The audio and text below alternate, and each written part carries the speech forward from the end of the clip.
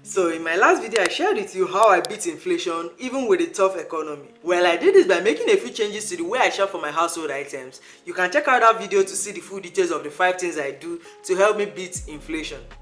So since I know how tough the economy is and the fact that you need to earn more to be able to apply the things I talked about in that video, I've put together a list of 10 practical things you can do to help you buffer the effect of inflation on your finances. So in this video, I'm going to be sharing with you 10 side hustles you can do while also doing your 9-to-5 job. I do some of these things myself and I know people who are also successful doing some of the other things I'm going to be sharing with you right now. So the very first one being freelancing. Yes, freelancing is one of the most popular ones these days because you now have people wanting to outsource some of their menial tasks, which will help them to focus on their most important tasks. So, and freelancing, since it's very easy to do because you get to choose what you want to do based on your skills, you manage your time, and you also get paid. Like, how sweet can it get? So you can register to work on in your area of specialization, from graphic design to web design down to even video editing. You can register on platforms like Upwork or Fiverr to get started. These are some of the most popular platforms to get work online, or you can even contact the companies directly to find out if they have freelance work available for you to do. This is mostly popular in the tech space now because you now have people who are even jobless in the beginning now earning up to $200, $500, even up to $1,000 per week, depending on the role they are doing and how many hours they work. So the other option you can also consider is being a virtual assistant. There are many celebrities these days, or even high-profile people who need other people to help them to manage their schedules, their social media accounts, and even some companies wanting people to attend to their customer emails.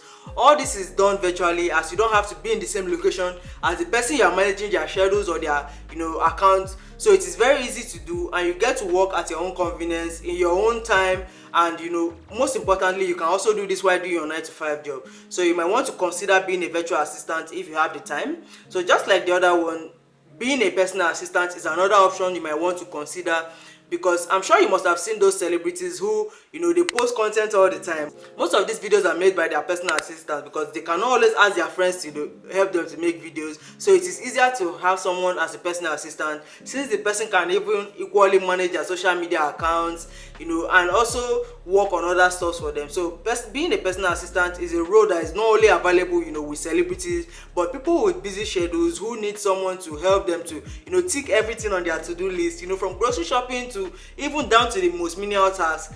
People need personal assistance for these things. So instead of having different companies handle these things for them, it is better to just have one person that is able to handle these things for them. So it is a good option to consider as a side hustle, especially if you have enough time on your hands or you're interested in being a personal assistant. Starting a podcast. Yes, creating a podcast is a popular side hustle in recent times because of platforms like Spotify, Google Podcast, Apple Podcast, and even Overcast, where people can now upload their pre-recorded conversation with friends or even invited guests to discuss trending topics or particular topics of interest, and they are now able to monetize this content through sponsored ads, use of affiliate links, or even having paid subscription options for listeners.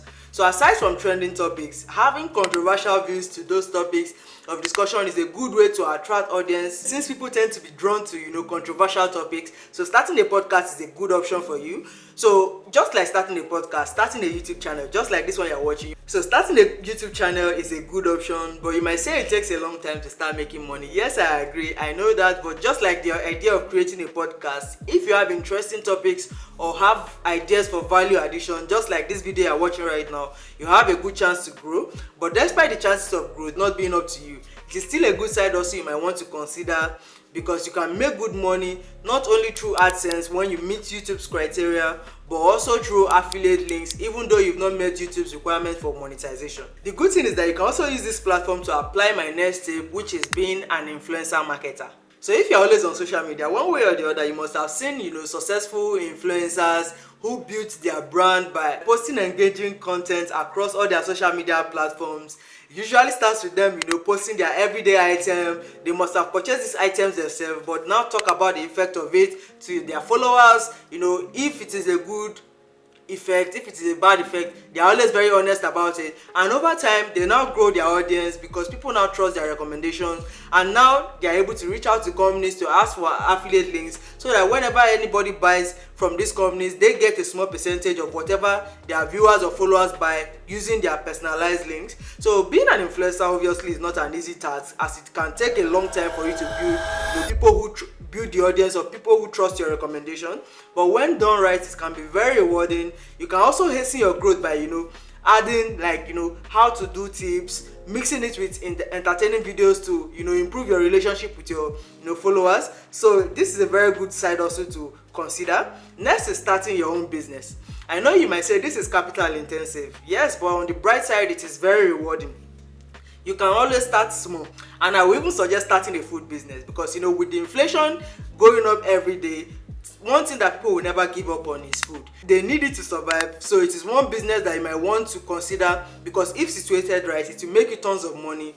And don't just go about starting a business that will take you a long time to reap the benefit, especially if you are doing it as a side also. But make sure that if you eventually decide to start a food business as a side also option you want, make delicious food that people will have no choice, and they will eventually have you as the only option to buy from. On the other hand, you might even want to consider selling raw food materials instead of the cooked ones, especially if you don't like how labor intensive cooking is, and you're able to manage just selling raw food materials.